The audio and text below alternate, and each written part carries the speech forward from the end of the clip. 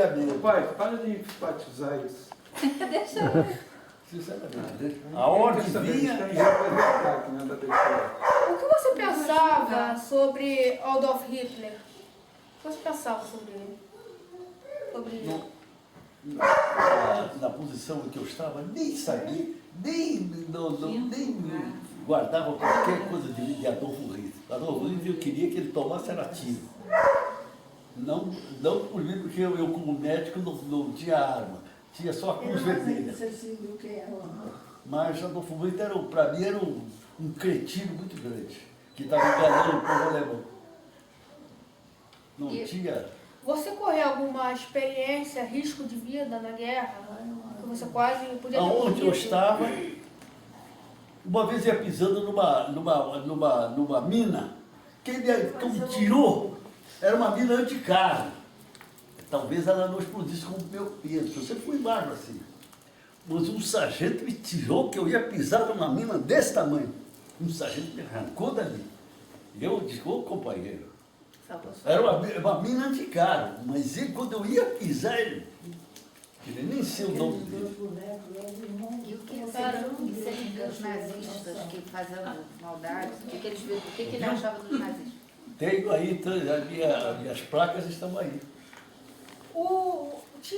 Vocês capturavam soldados ou era tudo morto em batalha? Não tinha prisioneiros? Mas não cabia, eu servi da artilharia. A artilharia fica 30 metros atrás. Só recebemos coisa do alto. Agora, uma coisa que mais me impressionou é a aeronáutica. Antes de nós avançarmos, a aeronáutica vinha e desciam três assim, em cima das linhas alemãs. E nós para limpar o cordinho. E a gente, e quando passava, e a gente esperava que eles levantassem outra vez. Que eles viam. Luiz Felipe, onde não havia prisioneiros era na frente russa. Porque quem caía prisioneiro, se o russo pegasse o alemão, eles matavam. E o russo que era capturado pelo alemão também era morto. Então não existia prisioneiros, porque um matava o outro. Então o cara, ele lutava até o final, porque não havia prisioneiros por causa disso. Mas... Filho, não? Só mais uma pergunta. Qual foi a coisa mais marcante da guerra? Qual é a pergunta? Qual foi a coisa mais marcante da guerra para você? Qual foi a coisa mais marcante da guerra? Puxa, foi a tomada de Monte Castelo. A tomada de Monte Castelo foi terrível. Morreram uns 700 brasileiros para tomar aquilo. Mas que até hoje eu sinto uma dor terrível. E os nazistas, vô? Nazista. Nós acertamos o tórax dele. Ele estava chegando. Eu fui e tirei a dor dele com uma cirete. Mas eles eram cruéis, né? Eles eram cruéis, né? Não, Não? nunca vi crueldade e o contrário, eu acho. A Não posso frente da esquecer uma Itália vez, não tinha isso. eu passei entre os alemães e os brasileiros. Eu vi um crioulo nosso, um brasileiro, dentro de um foxhole. Foxhole é um buraco de raposa. Um brasileiro, coitado, quando me viu com um olho desse tamanho, de um lado ele aqui, do outro lado o alemão, e eu no meio. E os italianos diziam assim, doutore! Porque eu tenho... Você andava com uma cruz, né? Tedeschi só não cozinha. Para mim era lostesco, como se diz em italiano. Não tinha medo do alemão. Então, via de coisa, roubaram o meu jipe e eu tinha que trabalhar com a ambulância. E a ambulância daquela época era branca, era um erro de guerra. Tinha que ser de cor de coisa. Tinha um capitão que me xingava tanto quando eu ia me aproximar.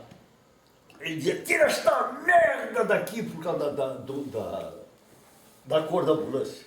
Me tratava a mão como eu nunca vi. Ou então enterra isso. Como é que eu ia enterrar uma ambulância? Não, porque denunciava a posição. É, ele dizia mesmo isso. Agora, as ambulâncias brancas... Por causa da neve, né, coisa. papai? Hein? Por causa da neve também, É, né? tinha isso. Então, eu não posso esquecer, uma vez eu tinha que atender 60 brasileiros que iam para a guerra em lugar daqueles que foram abatidos. Caía neve como eu nunca vi. Caía neve aqui no meu coisa e eu cheguei levando 60 e disse assim, companheiros, todos os combatentes têm que levar isso. Eu tenho a minha e ninguém pode ir para frente sem um porta-curativo. Era uma placa que você botava assim, todo combatente que... O cavalo ficava lá armado, disse, não, já vou pegar um curativo. Digo, todos temos, não há combatente sem um curativo para lá. É o primeiro tampão que você mete em cima da bala, do buraco. Agora, graças a Deus eu não entrei em pânico, não tinha isso. Tanto que você tem alguma coisa de guerra? Nada. Nunca tive isso. Porque o diretor eu não contestava, mandava para ir, eu ia. Mandava e eu ia. E não ia sofrendo, não, sinceramente. Não ia, não. Cumpria aquilo que me determinava. Mas viu muita gente morrer, né? Nós tomávamos uma função de perdemos 700 anos. Nós tomamos uma posição. Era uma coisa. Era uma coisa. Aqui. O que mais? Isso aí? É. Então diz que Pode Muito contar. obrigado pela... Não, pode Santa Cruz. E as medalhas? Uma coisa de não tinha medo, eu não chorava, não coisa, nada disso. Tinha que fazer, eu ia. Os Quanto outros tempo soldados você também ficou? eram assim, os outros soldados, os companheiros? Caramba, que era. E aqueles que tinham que fazer patrulha de noite, coitado. Era escalado, certo? E eu via partir, aquilo me dava uma dor de... Você sabe que uma vez, agora encontrei um herói brasileiro que tinha a 10ª de montanha americana, estava parado, detido por uma coisa na montanha com metralhadoras em cima dele. Um brasileiro pegou com uma arma, meu Deus. Rapaz, a 10ª brasileira americana parada, porque os ambulados comia a coisa. Botou um brasileiro que levou aquela coisa. Bazuca! Rapaz, esse rapaz era da reserva, nem era do exército, ele era daquele formado na Quinta da Boa Vista. Com uma bazuca, ele deu uma bazucada, arrebentou aquilo aí. Olha, ele foi condecorado. Botaram um negócio para não aumentar a lei. Vocês lutavam junto com os americanos? Ô, Cristina, Era com os tudo bem? americanos, né? Chegaram, estão aqui, quer Tanto que falar? me davam comida Peraí, americana, olha aqui. bolacha, tal. Não tinha comida brasileira. Não tinha arroz, não tinha feijão. Você passou quanto tempo, vô? 2 Eu anos? sem bateria, Camila. Olha, no término da guerra, eu tive que ficar ainda lá para recolher o material de saúde brasileiro para trazer para cá. Nós íamos pagar tudo aquilo. Né? Então eu fiquei ainda lá para aliciar aquilo tudo, escrever aquilo tudo. Eu trouxe até uma espada que tomaram de um camarada lá, eu trouxe para meu irmão, mais velho que eu, uma espada, porque ele gostava muito de fazer pescaria. E eu disse, vou levar essa espada que ele vai serrar para a pescaria dele. Eu trouxe para ele. Uma espada lá que eu trouxe. E depois fiquei lá aliciando o material do todo brasileiro, que eu tinha que tomar nota daquele, eu e outros médicos brasileiros. Né? E para comer, eu tinha um cartãozinho e entrava onde estavam distribuindo Nos ranchos, né? É. E outra coisa, para dormir, eu não tinha lugar de dormir, eu pedia ao pessoal da aeronáutica, que tinha hotel, tudo para eles, os nossos aviadores, eram muito bem tratados. E eu dizia, você me deixa dormir aqui, eu durmo no chão. E eles No chão. Eles tinham direito à cama. A cama era dos outros, eu dormia no chão. E depois saía lá, fiquei tempo para aliciar o material brasileiro para voltar para cá. E não fiquei físico. Pode acreditar, não fiquei físico. Mas a guerra não é. Não tenho medo de dar, não tenho isso. Mas a guerra é uma coisa muito triste, mas, né? Você recebe hora, não pode dizer não. E tem camarada que goza com isso. Tem camarada que goza com isso. Eu tive um sujeito, peguei um camarada, botaram um médico para fora e eu fui substituí-lo. De noite. Botaram um médico para fora, acharam que ele era covarde, tiraram, e eu fui substituído. Aí um sargento dizia assim, doutor, Alvorada, porque eu não vi meu chefe. Doutor, Alvorada. Eu disse, não, quando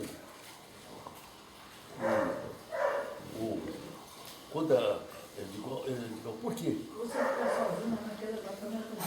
Doutor Alvorada, já tinha posto o médico para fora, assim, eu me levantei, pronto, estou aqui. Aí veio um major médico, não sei se era de infantaria. Ele disse o seguinte, olha, doutor, o nosso avançado, acertaram ele. E nós vamos vê-lo. Eu disse, sim senhor. Eu disse, o senhor me deixa tomar um alimento lá? Não vai tomar coisa nenhuma. Chutou tudo.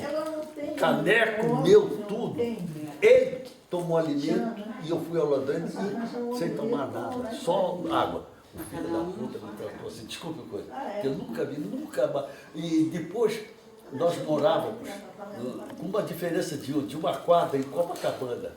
Eu ia, cumprimentava, mas não tomava banho com ele, não, passava, ele tinha mais posto do que eu cumprimentava. Mas era um canalhão, rapaz. Ele me deixou ir para frente e não deixou eu tomar alimento. Isso é um carapístico. Não deixou eu comer.